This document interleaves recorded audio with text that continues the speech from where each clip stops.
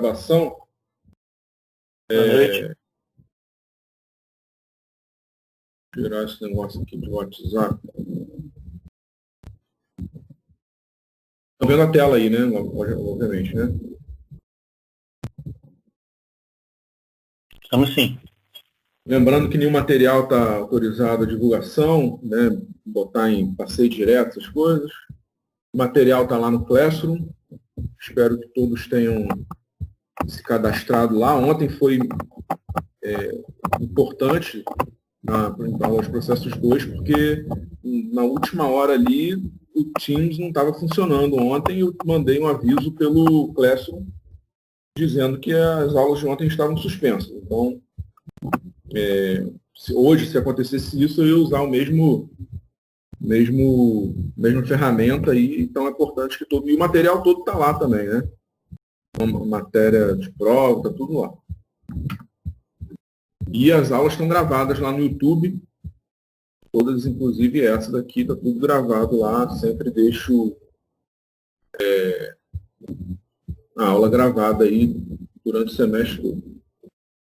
Na aula anterior, a gente falou dos materiais indicados para as matrizes e do dobramento, né? E eu estava vendo que a gente não terminou o dobramento. Faltou um pedacinho lá, não sei por que faltou um pedacinho, que a gente vai terminar hoje, parte pequena de dobramentos especiais, e vamos começar a última parte do capítulo 3, que é estiramento, repuxamento e embutimento. Semana que vem a V1, no final da aula eu falo sobre ela. Então, as operações particulares do dobramento, né, na verdade, é quando você tem uma combinação de dobramentos para formar uma peça com geometria especial, né, que você queira determinar. Então, uma sequência de dobramentos que você vai fazendo faz uma calha dessa aqui, por exemplo, né? Ou então o curvamento também, né? Você tem um dobramento com um raio bem grande, né? Também não deixa de ser um dobramento, com esse raio bastante grande. A diferença daqui é que o raio aqui é bem pequenininho. Aqui um outro tipo de dobramento fazendo uma calha, né? Tudo isso aqui é a partir de uma chapa, né? A partir de uma chapa que você vai dobrando, né? Pode dobrar em uma ou mais etapas para formar essas peças aqui. E aqui uma série de outras peças, né? Diferentes que podem tomar uma forma aí em função de várias etapas de dobramento, né? Calhas, perfis, etc. E operações combinadas, quando você vai fazendo várias sequências desse dobramento, né? Até obter a peça final. Então, você pode ter duas matrizes, como é o caso dessa peça aqui, e na primeira matriz você faz a primeira e a segunda fase, e na segunda matriz você faz a terceira fase, que é o produto final. Ou um outro exemplo desse aqui, numa matriz única, você faz a primeira fase, a segunda fase e a terceira fase. Essas fases são importantes para você permitir que o material consiga efetuar toda a conformação sem que haja o rompimento, né? O material dá uma recuperada entre as fases, né? E com isso você vai aplicando o grau de deformação progressivamente e não de uma vez só, fazendo com que o material não sofra alguma trinca, alguma falha desse tipo. E aqui a operação de encurvamento... Mestre. Oi. Eu só queria tirar uma dúvida que, aliás, ela não é minha, de alguns dos meus colegas, que alguns deles podem ter. É o seguinte: a linha neutra, ela corresponde à metade da espessura ou não tem necessariamente? Nada? Não necessariamente? Não, ela está em alguma região da espessura da chapa. Depende do comprimento inicial da chapa e como que ela vai ser dobrada. Ela não necessariamente está na metade, não. Pode variar. Entendi. Mas qual que era a dúvida?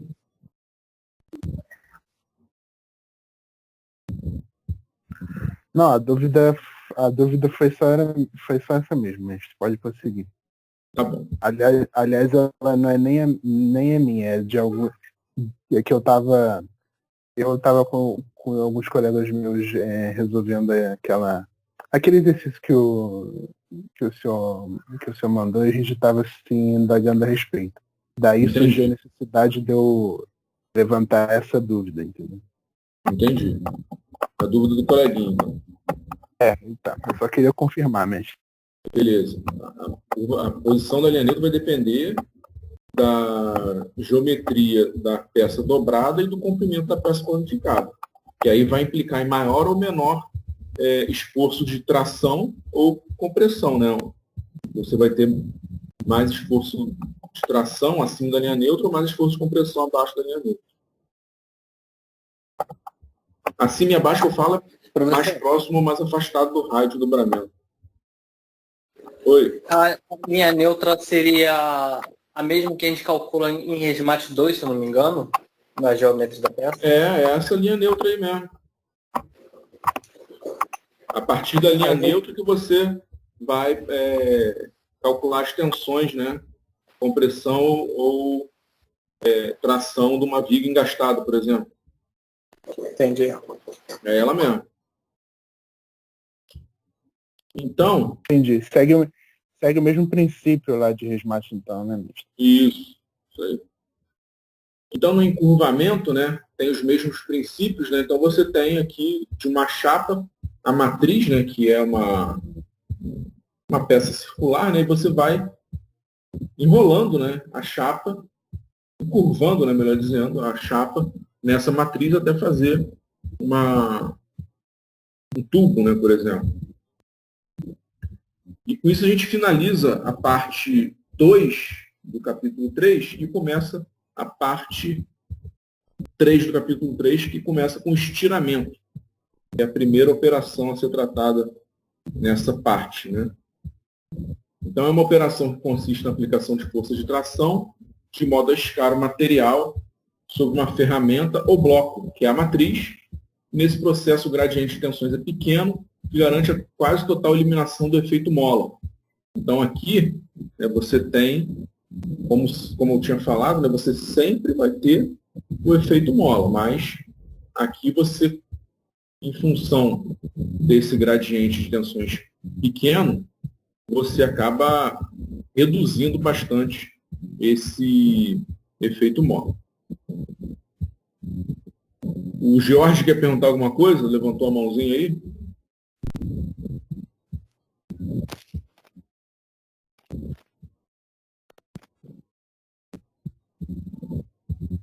Não?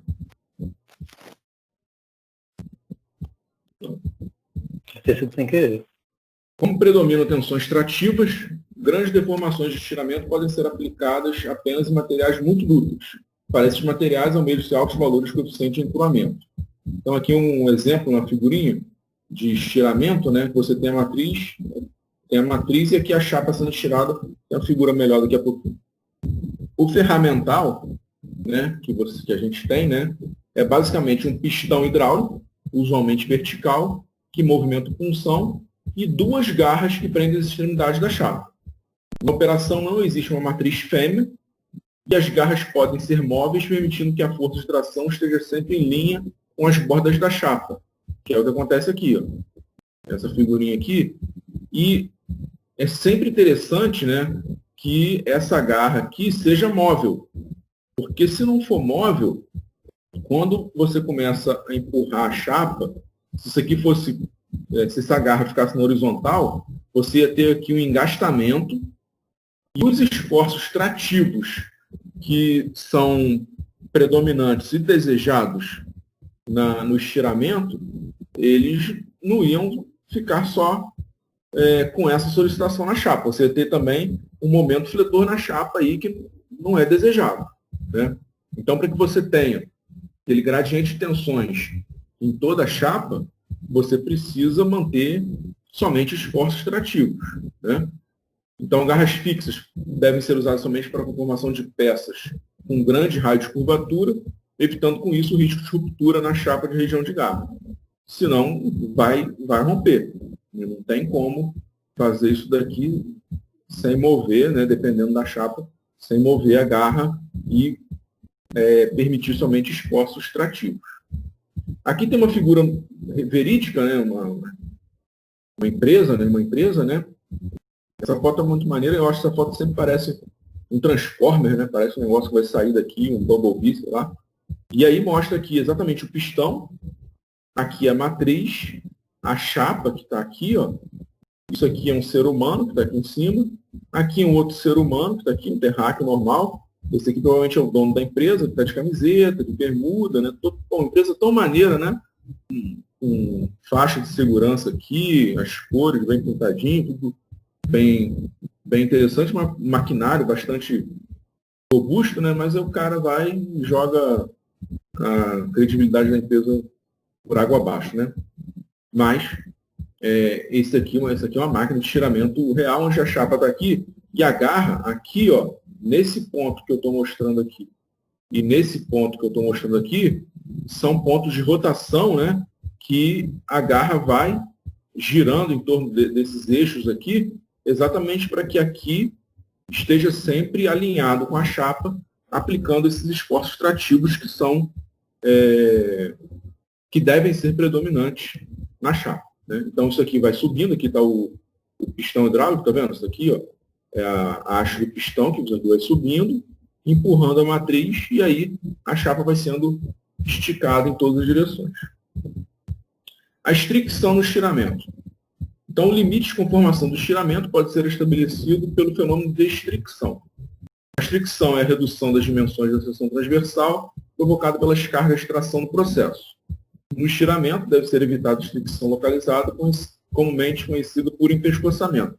Isso aqui eu acho que eu falei na primeira aula, né, no ensaio de tração, quando o corpo de prova vai sendo tracionado, você tem uma deformação homogênea, né, uma redução homogênea da seção transversal, e quando você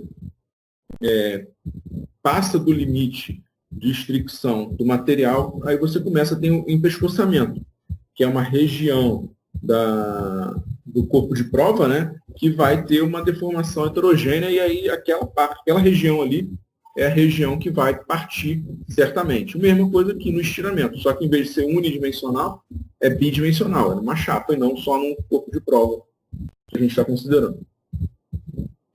Base teórica. No ensaio de tração uniaxial, a estricção localizada acontece quando d sigma por sigma é igual a d epsilon. É o que acontece no ensaio de tração. O que significa que, assumindo a lei de potencial entre tensão e deformação, equação de Holomon, que é essa daqui de baixo, a maior deformação verdadeira iguala-se ao coeficiente de curamento N.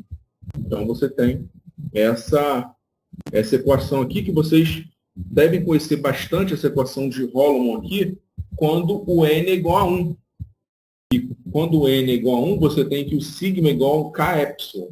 E na região elástica, esse K é mundialmente conhecido como modo de elasticidade do material. Então, a chamada lei de Hooke, né? A lei de Hooke é uma aplicação da equação de Holomon para o regime elástico do material. Nas operações de estiramento uniaxial e biaxial, a estricção localizada acontece para as condições especificadas abaixo. Eu passei aqui direto. São essas aqui, ó. Quando d sigma sobre sigma é igual a epsilon, no caso do ensaio de tração uniaxial, e d sigma sobre d epsilon é igual a sigma sobre 2, que é o caso da tração biaxial. Assim, o pescoçamento só acontecerá quando o epsilon u é igual a 2n, ou seja, quando a deformação for 2 vezes o coeficiente de encruamento do material. Ou seja, a estricção é muito mais difusa, implicando em um amolecimento geométrico com a diminuição da espessura ao longo de toda a peça. Isso não constitui uma limitação para a operação, contudo, assim que ocorre a estricção localizada, facilmente detectada na superfície exposta, segue-se a fratura. Logo, a estricção localizada é um limite de conformação.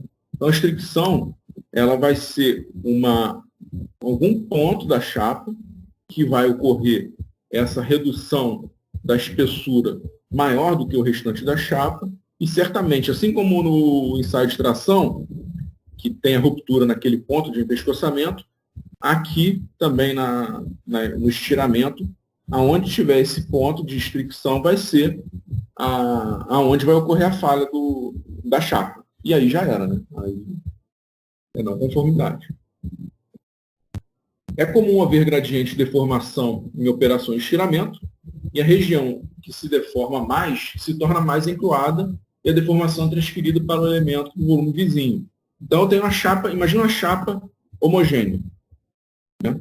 Então, essa chapa homogênea, ela começa a ser tracionada, né? Começa a ser estirada, e aí vai ter alguma região que vai se deformar mais.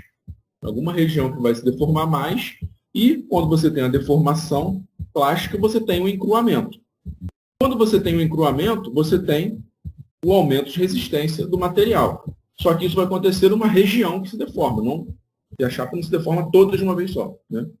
Mas, nessa região que sofrer a deformação e sofrer o encruamento, ela vai ter uma resistência maior. Então, aquela região ali não vai deformar mais. Quem vai deformar é o elemento vizinho. Né? Vai ser uma progressão de deformação por toda a chapa, né? Em função das deformações infinitesimais que vão acontecendo. Se o coeficiente de encruamento for suficientemente grande, haverá redistribuição das deformações ao longo de toda a peça e esta suportará mais deformações antes que a fricção localizada se inicie. Então, você vai ter uma região que vai começar a sofrer deformação, vai sofrer encruamento e vai passar para a região vizinha. E assim vai por toda a chapa. Quando chegar em toda a chapa, ou toda a chapa sofrer deformação e o encruamento, você vai iniciar do zero. Vai ter que aumentar a solicitação externa, e aí uma nova região vai começar a deformar, a encruar mais, aumentar a resistência e aí ir propagando para os volumes vizinhos. Então, para operações que exigem altos graus de estiramento, exigem-se materiais com altos valores de coeficiente de encruamento. Para que você tenha essa deformação por um grande comprimento, vamos dizer assim, né? Tem uma grandes deformações para que você consiga estirar a chapa homogeneamente, por bastante deformação, antes de que ocorra essa fricção localizada. Repuxamento. Eu acho que a gente falou do repuxamento, apresentou, né, o repuxamento lá no capítulo, na primeira parte, né, do capítulo 3, vamos falar especificamente dele aqui agora. O repuxamento é um processo que consiste na conformação de chapas metálicas em cilindros sem costura, cones, semisferas ou outras formas circulares, utilizando uma combinação de rotação e esforço mecânico. A figura representa esquematicamente como a operação pode ser realizada manualmente. Então, eu tenho aqui um cabeçote que gira. Normalmente, o repuxamento é executado num torno. Porque isso aqui é exatamente o que eu tenho. Eu tenho aqui um cabeçote, eu tenho aqui um mandril, e eu tenho aqui a peça, né? A peça é essa parte mais escura aqui, que inicialmente era um blank que estava planificado, né? E aí eu vou com um rolete, né, com essa ferramenta de repuxamento, empurrando a matéria-prima contra o mandril, para tomar a forma do mandril. E com isso e isso acontece girando aqui, né? Isso aqui acontece, esse cabeçote vai girando, a peça vai girando e você vai empurrando a peça contra o mandril para tomar essa forma. E pode ser manual ou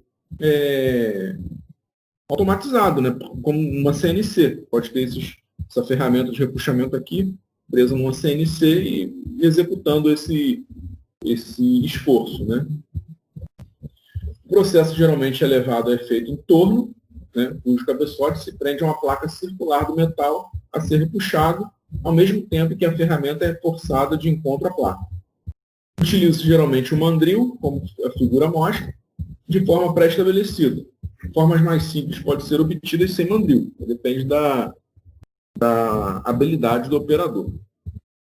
O repuxamento manual empregado para a conformação de flanges, abas, copos, cones, superfícies de dupla curva de revolução, como os sinos.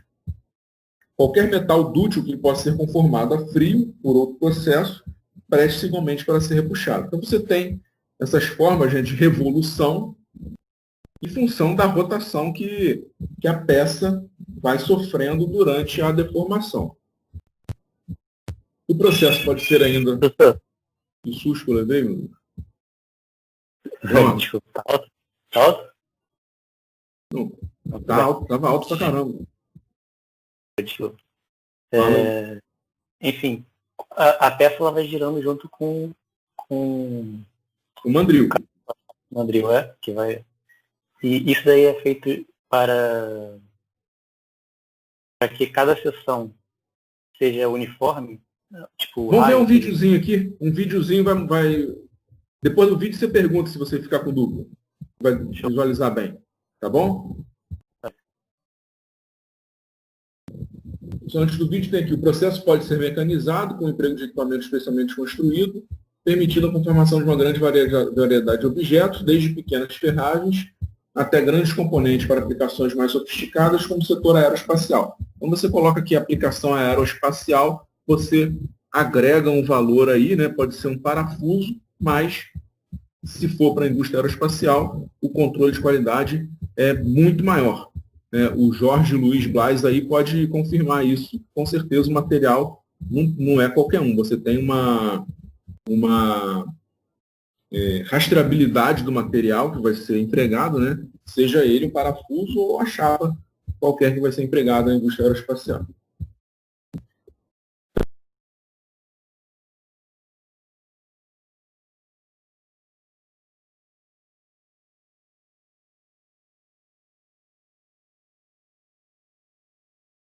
O embutimento. O embutimento é a parte mais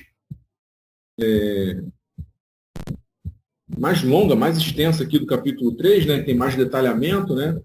E vamos iniciar por ela aqui. Então, o embutimento, também conhecido por estampagem profunda ou repuxo, tem algumas literaturas que até falam repuxo, é uma operação de estampagem onde a chapa, inicialmente plana, é transformada em um copo oco, sem que haja aparecimento de rugas e trincas.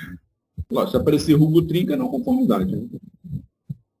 As ferramentas que permitem a obtenção da forma desejada são chamadas de estampos, constituídos por um punção, uma matriz e um sujeitador, chamado prensa-chapa. Depois a gente vai ver a função desse sujeitador. Durante a operação de repuxo, o punção obriga a chapa a penetrar na matriz movida pela ação de uma força. O material da chapa flui para dentro da matriz, configurando gradativamente as paredes laterais da peça. Então, em palavras, é isso aí que é o embutimento. E aqui um videozinho que mostra o embutimento, que nada mais é do que uma prensa hidráulica, que o camarada coloca aqui a matéria-prima, né, a chapa, bota a matéria-prima aqui, aí você tem aqui o sujeitador, que é isso aqui, e aí o punção aqui está subindo, né, e fazendo com que a chapa tome esse formato aí de um copo. Né? Aí ele bota a outra aqui, aperta o Enter, o punção vai, sobe novamente, fazendo outro copo. E assim vai, fazendo essas peças. O sujeitador, isso aqui é o sujeitador, é essa peça que comprime a chapa contra a matriz. Okay? Então, isso aí que é o embutimento. Aqui estão os componentes do ferramental, né? O suporte do punção, o penetrador, o prensa-chapas, o sujeitador, a matriz e o suporte da matriz. Então, a matéria-prima é colocada aqui e o punção faz com que o material entre na matriz, fazendo com que a peça tome essa forma aqui de um copo, né, que pode ter essa aba ou não. A estampagem profunda produz, pois, objetos ocos a partir de chapas planas, sem geralmente modificar a espessura destas, e realizando-se deformação em uma ou mais fases. A distinção entre estampagem rasa, que é chamado shallow, e a estampagem profunda é arbitrária. Tem uma divergência muito grande na literatura sobre isso. A estampagem rasa geralmente se refere à conformação de um copo com profundidade menor do que a metade do seu diâmetro, com pequena redução de parede. Na estampagem profunda, o copo é mais profundo que a metade do seu diâmetro. Então, tem bastante divergência na literatura, mas o exemplo que eu tinha dado, né, numa aula passada aí, estampagem rasa é, por exemplo, um paralama, né, uma porta de carro, né? Você não tem uma profundidade muito evidente. E um copo desse daí que a gente acabou de ver no vídeo é uma estampagem profunda, que você tem a altura, né, bastante bem definida. A estampagem profunda, um disco metálico, que é chamado de blank, né? Aquele disco, aquela matéria-prima, é chamada de blank. É colocado sobre uma matriz e é comprimido para o seu interior através de um punção, geralmente de forma cilíndrica. Né? Quase sempre forma cilíndrica. Essa figura aqui permite estudar o comportamento das fibras do material quando submetido ao processo de estampagem profunda. O material está representado por um disco metálico A, de diâmetro D. Então, esse disco aqui é o blank. Esse disco A aqui, com diâmetro Dzão, é o blank. E a partir desse disco, desse blank, né, dessa chapa aqui de diâmetro Dzão, se originou esse cilindro oco B, de altura H e diâmetro Dzinho. Então, o que acontece na estampagem profunda, no embutimento? Esse disco aqui, né, quando o punção, geralmente de forma circular, vai forçar a matéria-prima, né, o blank, para dentro da matriz, por exemplo, se eu quero fazer esse copo aqui com diâmetro Dzinho, o punção tem um diâmetro Dzinho. E a matriz tem um diâmetro Dzinho também. Aí, falando de diâmetros nominais, né? Sem contar aí as folgas para poder ter o encaixe, né? Enfim, etc.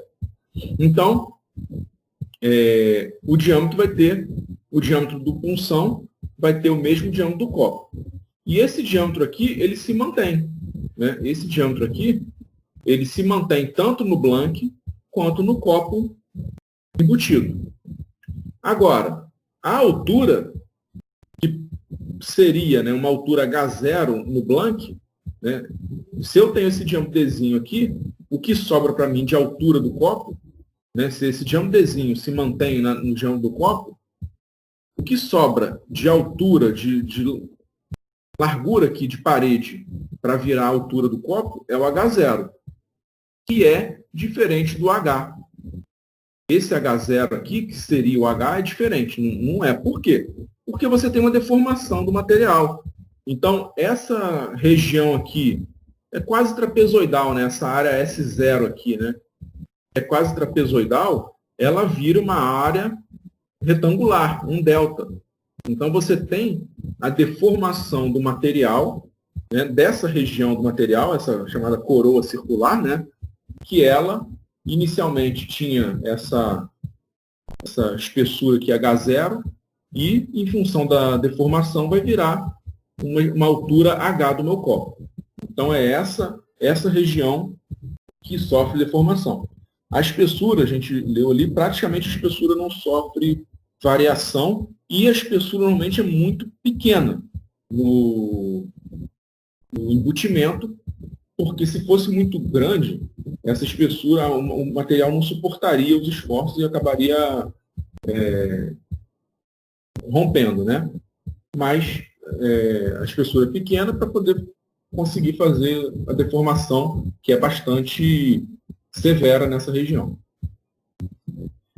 Então, de início, admite-se, aqui está explicando tudo que eu estou falando, né? A espessura da chapa permanece constante, o disco do fundo praticamente não sofreu alteração, a parede ficou deformada, antes era H0, limitada pelo diâmetro Dzão e Dzinho, a deformação representada pelas áreas S0 e Del.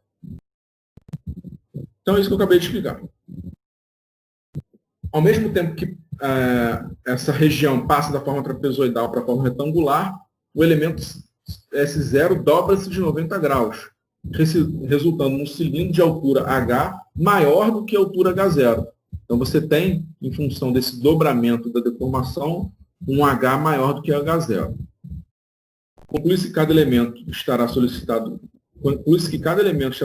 durante a estampagem por forças radiais de tração e forças tangenciais de compressão. A gente vai ver exatamente como que os esforços acontecem durante o embutimento, né?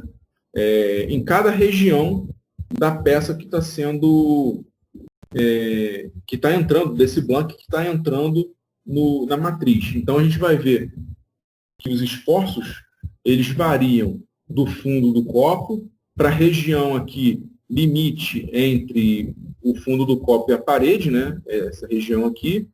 A própria parede do copo vai variar e a região que está entrando, né? Porque até chegar no copo fechado, você tem uma região que está entrando ainda e tem uma aplicação de esforço diferente também nessa região. Como no caso do dobramento de chapas, é necessário, a partir de um determinado desenho de peça ser estampada, conhecer o disco original da chapa. Então, a gente precisava lá no dobramento saber qual era o comprimento da chapa que eu ia precisar para fazer uma peça dobrada. Aqui é a mesma coisa.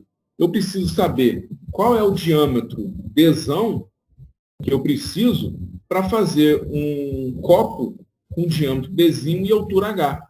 Saber qual matéria-prima que eu preciso. O produto que eu quero é esse copo. Agora, qual o diâmetro que eu preciso? Qual blank que eu preciso? É o que a gente vai fazer agora. Determinar qual é a dimensão da matéria-prima para formar um recipiente cilíndrico desse daqui. Para objetos mais irregulares, recomendo-se um recurso prático que consiste em cortar aproximadamente a placa e realizar a estampagem. Examine-se a seguir o contorno do objeto obtido para verificar se falta material ou há excesso de material. Corte-se uma nova chapa com desenvolvimento corrigido, procede-se nova estampagem profunda e assim seguida até a obtenção do objeto sem excesso ou falta de material. Tentativa e erro, né? Isso não é engenharia. É tentativa e erro. É o cara ficar de orelhada tentando e gastando material, né? Não é isso que o engenheiro faz. O engenheiro tem que calcular quanto que vai precisar, né? Então, o cálculo que a gente propõe para esses dois objetos aqui, né, é bastante simples, né, e leva em consideração algumas hipóteses que facilitam esse cálculo, né? Então, a primeira coisa que a gente faz é considerar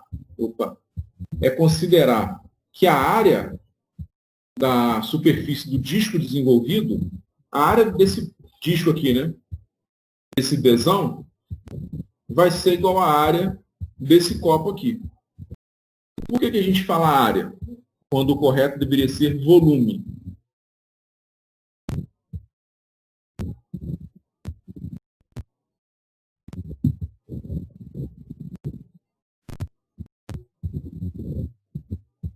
Porque ele mesmo dobrado, ele tem que manter o tamanho, né, do original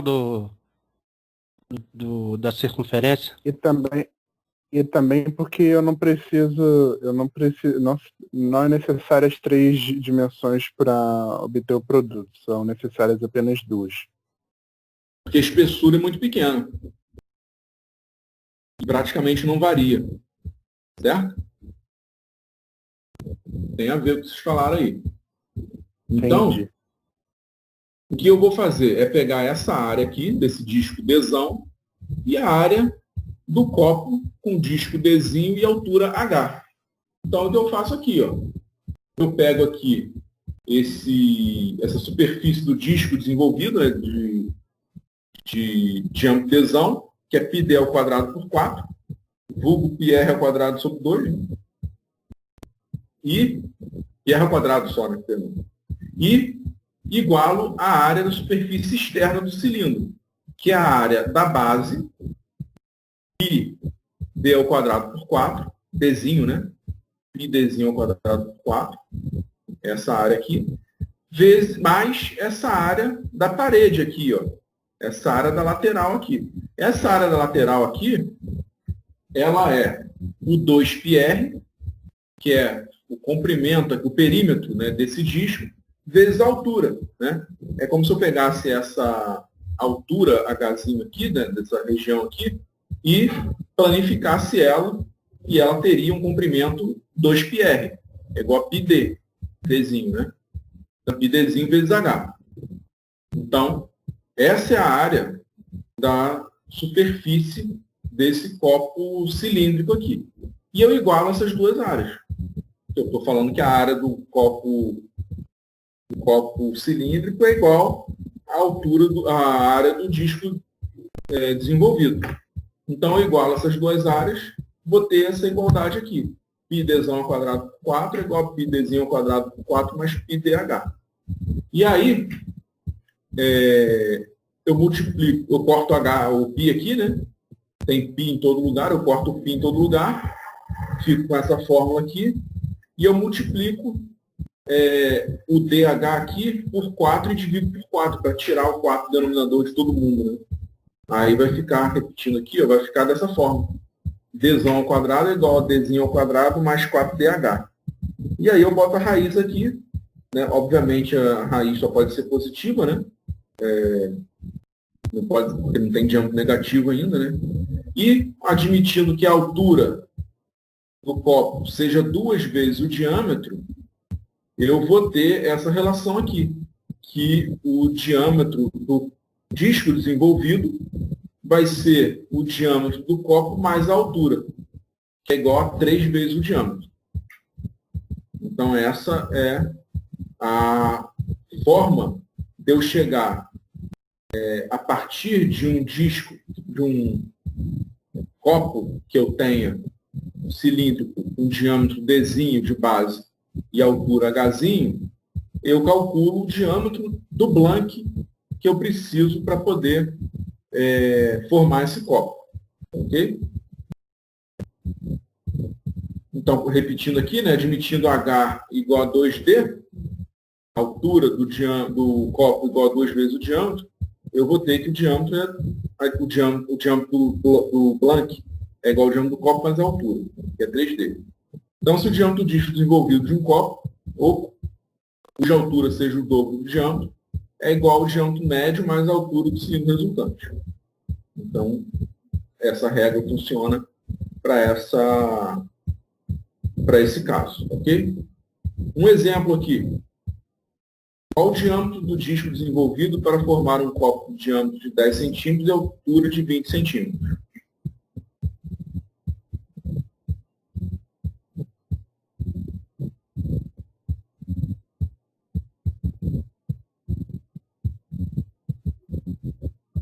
Tem como voltar lá a fórmula? O diâmetro é 10 e a altura é 20. São um disco de 30 centímetros. 30, né? 30. H igual a 2D, D igual a D mais H, é 30 centímetros. Muito bem.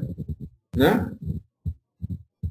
Exemplo 2. Qual o diâmetro do disco desenvolvido para formar um copo de diâmetro de 15 centímetros e altura de 40 centímetros? Volta lá na fórmula.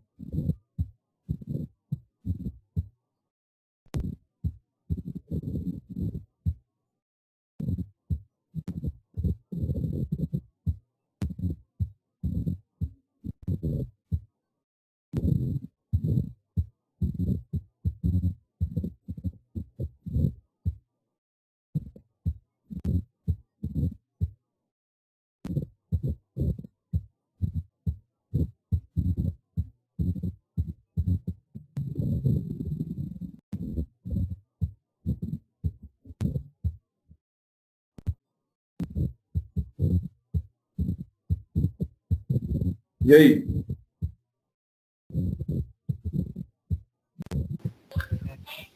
Professor, aí não dá para considerar que seria pelaquela forma. Não dá. Não dá porque o H é diferente de 2D. Não dá para considerar. Aí, nesse caso, tem que usar a fórmula normal mesmo, né? Que o diâmetro do disco vai ser a raiz do diâmetro do copo ao quadrado mais 4 do diâmetro do copo vezes a altura. E aí substitui, né? O diâmetrozinho é 15. Deu Quanto? 51,23 centímetros. Isso aí. Aproximadamente. 51,23 centímetros. Muito bem. Não tem como levar em consideração essa hipótese aqui, porque a altura é diferente do dobro do diâmetro, ok? Então tem que usar a fórmula. Ou seja, a altura, nesse caso, ela não é proporcional ao diâmetro. Não é proporcional ao diâmetro. Não vale, não. Ok? Muito bem. Esse cálculo presta-se principalmente para chapas finas, ainda que sofra uma ligeira diminuição na espessura na operação de estampagem profunda. O cálculo se torna mais preciso se for tomado como base o volume do material em lugar da superfície. Porque o material ele vai ter a mesma massa, né? O material tem a mesma massa e tem a mesma densidade. A densidade do material não muda, que é uma característica dele. Se ele tem a mesma massa e a mesma densidade, o volume é o mesmo. E aí funciona sempre, né? Se os cilindros apresentarem os cantos da base arredondados, o diâmetro do disco desenvolvido aí é dado por essa formulação aí que você tem que diminuir aqui esse raio do canto, né? Do arredondamento ali. Desde que esse raio de concordância não ultrapasse 1/4 da altura do cilindro, e todos os cálculos são feitos considerando diâmetros médios. Outro exemplo é esse aqui, onde eu tenho tipo uma cartola, né? Eu tenho aqui um recipiente cilíndrico aqui, com esse flange aqui, tá vendo? Em vez de ter só o diâmetro e a altura, eu tenho esse flange aqui. Aqui é a mesma coisa, a gente faz o mesmo procedimento, né? Iguala a área do disco do blank com a área do copo, do cilindro, né? Um flange pronta, a peça pronta, né? Então a área do blank, né? É o πd ao quadrado sobre 2, né? πdzão ao quadrado sobre 2. E aqui a área desse recipiente vai ser essa área aqui, né? Da base, mais essa área aqui, a altura, mais a área dessa coroa circular que eu tenho aqui, né? Essa coroa circular também vai me dar uma área que tem que ser somada. Se eu fizer essas contas aqui, eu vou chegar a essa formulação aqui, ó, que vai ser a área, né? Essa área aqui referente a esse diâmetro D2, πd2 ao quadrado sobre 4, mais πd1h, mais essa área daqui. Okay? Porque, na verdade, é como se eu tivesse esse D1 aqui em cima, né? Essa área aqui, essa base, tivesse aqui em cima, né? É como se fosse um diâmetro D2 cheio, mais essa parede aqui em volta desse diâmetro D1. Isso é a mesma coisa. Então, a fórmula fica, o diâmetro do blank vai ser a raiz quadrada de D2 ao quadrado, mais 4D1H. Então, aqui eu tenho que levar em consideração esses dois parâmetros, esses três parâmetros, né? E aqui não tem nada de quando a altura for igual a 2 vezes o diâmetro, não tem nada disso não. Aqui é essa fórmula mesmo. Exemplo. Qual o diâmetro do disco desenvolvido para formar um copo com abas conforme figura abaixo? Então, tem esse disco aí, com o diâmetro D2 50 centímetros, né? Bota 50 centímetros, o diâmetro D1 de 20 centímetros e a altura H de 30 centímetros. Então, eu vou ter D2, D1 e H, e a fórmula é essa daqui, né? D2 ao quadrado, 50 ao quadrado, mais 4 vezes 20 vezes 30. Esse D aqui, não sei porque está aqui não, tá? Esse D aqui não existe. E isso daqui vai dar 70 centímetros, aproximadamente. É a aplicação da fórmula direta, ok?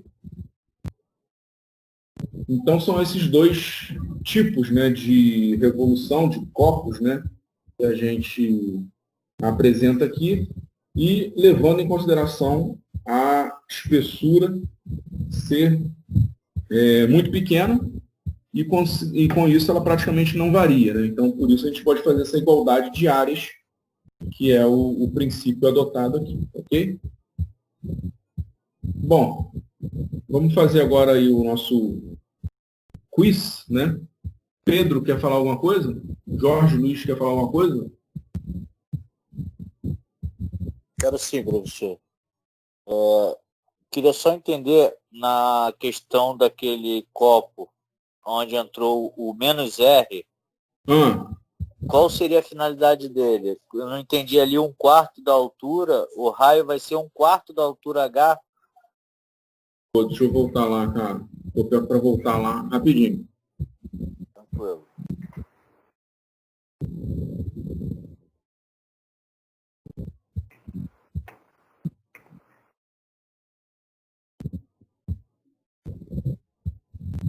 Como é que eu estou procurando onde que está?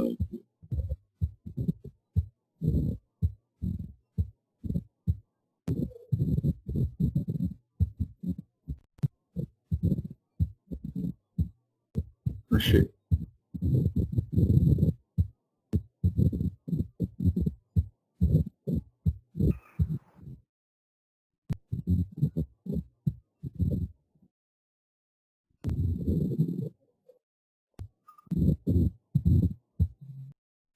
Aqui. Está visualizando aí? Positivo. Então, esse R aqui é quando, nesse caso aqui, ó, cadê? Vou botar um copo. Nesse caso aqui, você tem praticamente assim, se tu pegar uma seção aqui desse copo, você tem praticamente um retângulo. Né? Você não considera esse raio aqui.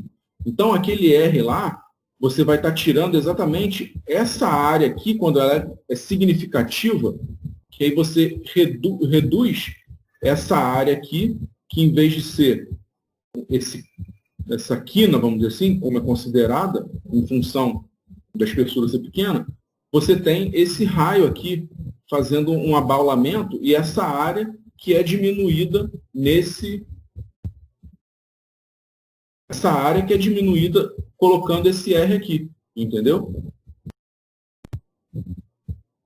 E aí, essa questão aqui do o raio ser 1/4 da altura, é que desde que o raio de concordância não ultrapasse 1/4 da altura. Porque senão, essa aproximação de retirar essa área aqui, ela vai ficar, não vai ser válida, vai ser uma aproximação que você não vai estar tirando a área.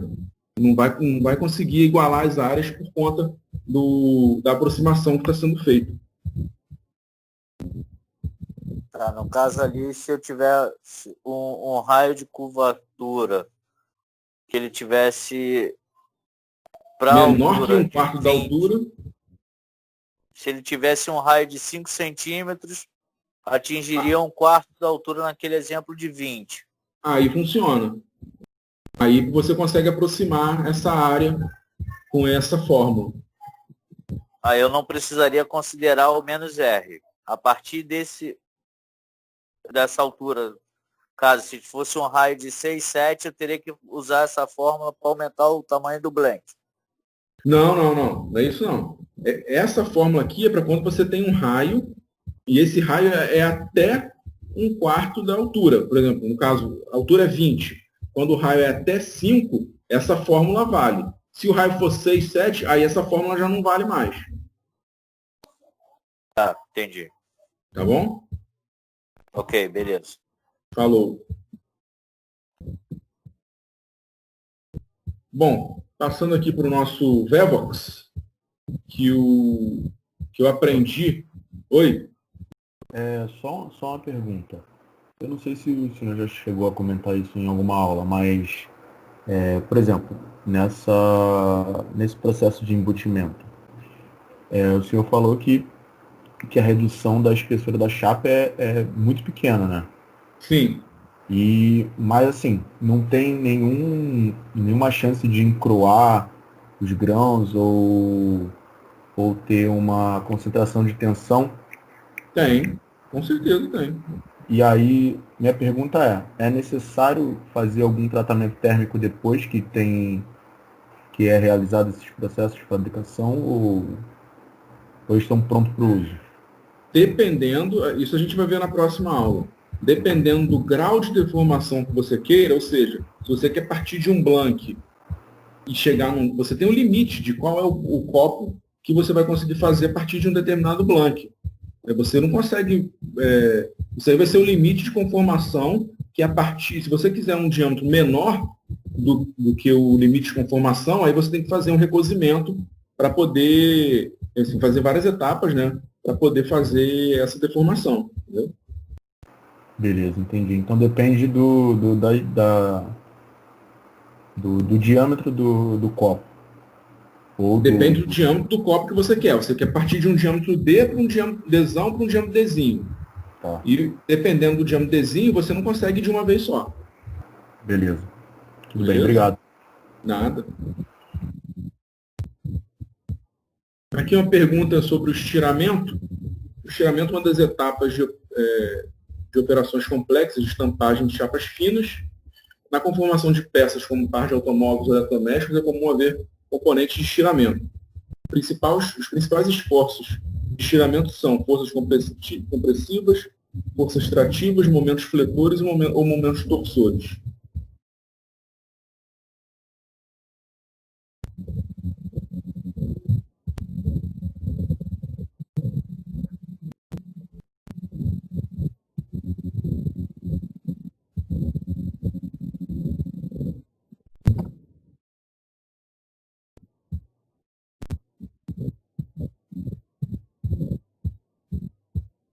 Bem dividido aqui, hein? Forças compressivas e forças trativas, com a menor parte ou menos fletores. O estiramento é aquele slide que eu mostrei lá, que os esforços são trativos. Você tem as garras e o punção vai empurrando a chapa e as garras fazem com que o esforço seja trativo. Você não pode ter força, não pode ter momento fletor, que isso acontece quando a garra está fixa. Então não pode ter. E forças compressivas não tem nunca no estiramento, não. Aqui sobre repuxamento.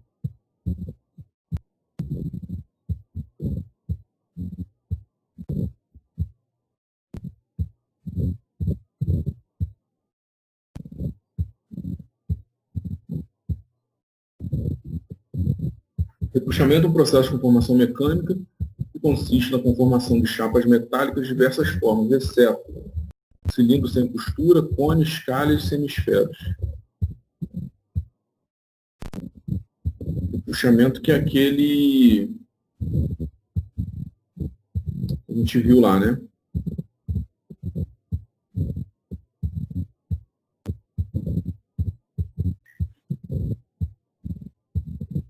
É o que fez o pote de pudim. Do pudim, exatamente. Bom, a maioria colocou aqui calhas, né? E a maioria acertou realmente, né? Calhas é aquela primeira parte que a gente viu que é dobramento, né? Um exemplo de produto com dobramentos especiais, né? Então, as calhas são feitas por dobramento e não por repuxamento, que os outros, sim, cilindro sem costura, cone, semisfera, pote de pudim. Professor, Oi? o repuxamento ele seria feito somente para essa de seção circular? Eu só estou conseguindo imaginar desse tipo. Peças de revolução, né? De revolução. Que Só. acabam sendo... Só peças de revolução. Não tem como.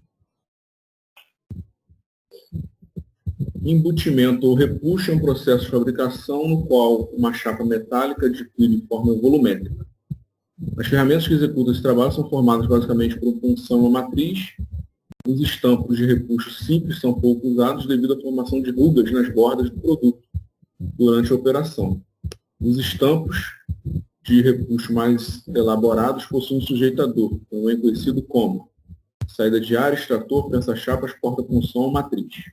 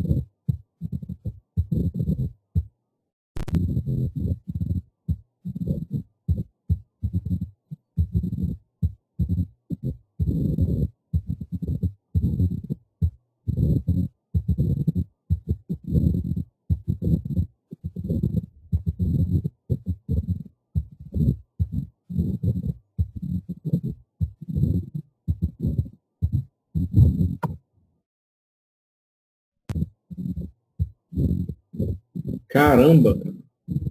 Exatamente um quarto aí, botou extrator, prensa-chapas, porta-punção e matriz.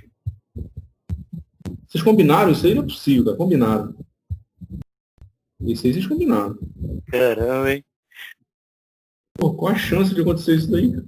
Eu acho que nunca mais o senhor vai ver isso daí, cara. Esse resultado.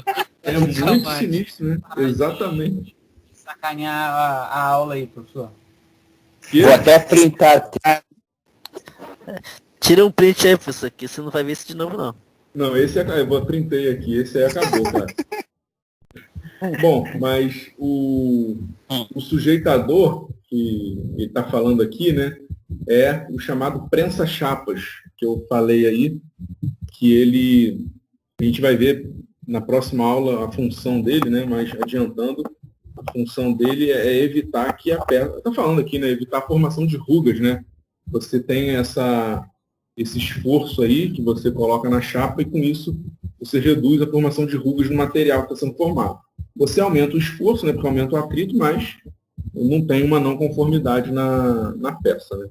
Então, é o prensa-chapas ou sujeitador. Bom, próxima aula, a V1. Né? A V1 vão ser 5 questões discursivas. Recebi essa orientação hoje. A prova vai ser pelo Teams e vai ser iniciada uma reunião durante a prova. Então, aqui, na semana que vem, durante o dia, aí, vou agendar a aula. Quando for 6h20, mais ou menos, eu começo a reunião. Quando for 6h30, eu disponibilizo a prova. Matéria da prova, capítulos 1, 2 e 3. O 3 é até a aula de hoje, essa parte de embutimento que a gente viu. E as fontes de consulta, o livro-texto do Helmut Settler e as notas de aula, os vídeos que estão todos gravados aí. Vocês podem assistir todas as aulas de novo, como se exatamente do jeito que ela aconteceu, né? Então, não só pegar o material escrito, que está lá no Classroom, mas também todas as explicações que foram dadas aqui, que é da onde vão sair as 5 questões discursivas da prova, ok? Lembrando que o material está no Classroom, nesse código aqui, H3NYPDS, e as aulas estão todas lá no meu canal no YouTube, eu posto lá também no Classroom a cada fim de aula. Jorge Luiz. Professor, como a primeira vez que eu vou estar fazendo esse tipo de prova, vai ser disponibilizado um arquivo em tarefas para a gente baixar e imprimir ou é tudo online? Não. Vai ser disponibilizado um arquivo lá no Tarefas, que nem eu botei o exercício lá, vai ter a prova lá disponibilizada, e aí vocês têm que... Não precisa imprimir a prova, né? Porque vai ter as perguntas, vocês podem fazer numa folha aí, responder as perguntas numa folha, e aí depois de responder, tem que anexar essa resposta lá na tarefa e mandar para mim, pelo Teams, entendeu? Tá, então depois, com a questão vai ser discursiva, a gente tira uma foto e disponibiliza de novo. Isso, aí devolve, né? Tem um negócio lá de entregar ou devolver a questão. Eu sugiro fazer esse exercício que eu coloquei lá, eu sugiro fazer o exercício e colocar lá para testar o sistema, né? Para ver como é que faz, que é a mesma coisa que vai ser na prova. Ok, obrigado aí, professor. Falou. Professor, outra dúvida quanto à prova. Teve um professor que ele exigia que tivesse que fazer à mão, né? Não fosse digitado. E só poderia ser, acho que em PDF, em um arquivo só, todas as fotos da prova, todas as questões. Você também tem essa exigência ou não? Também tem essa exigência, tem que ser na mão, pô. Tem que ser, eu quero ver sua letra bonita e um arquivo em PDF. Um arquivo só, beleza. Tranquilo. Tranquilo. Fala, professor. Boa noite. Aqui é o Abdan, tudo bom? Hoje é o meu primeiro dia de aula. Seja bem-vindo. Obrigado. Eu estou passando uma dificuldade aí financeira e acabou que só consegui me matricular e hoje é o meu primeiro dia de aula. O senhor passou algum trabalho? Não, passei trabalho nenhum não. É só... A prova está valendo 10. A prova valendo 10. Não, era só essa dúvida mesmo, professor. Beleza. Falou.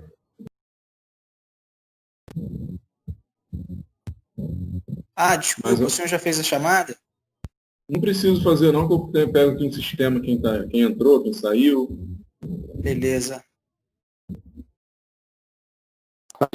Valeu, professor. Boa noite.